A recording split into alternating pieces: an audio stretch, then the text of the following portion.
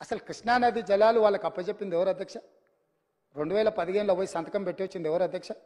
వీళ్ళు కాదా? వారే సాగునీటి పారుదల శాఖ మంత్రి కాదా? మురళీధర్ రావు గారు ఈఎన్సీ కాదా? సాగునీటి పారుదల సలహాదారుడు విద్యాసాగరరావు గారు వాళ్ళ పార్టీ సభ్యుడు కాదా?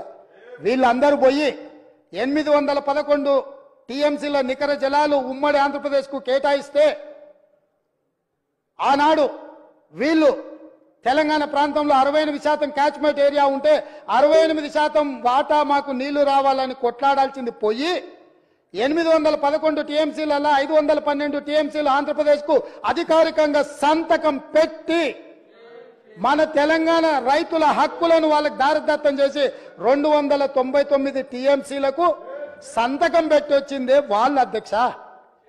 ఇంకా కూడా అబద్ధాలు బుకాయించాలనుకుంటారు. పాపం ఆయన ఎవరు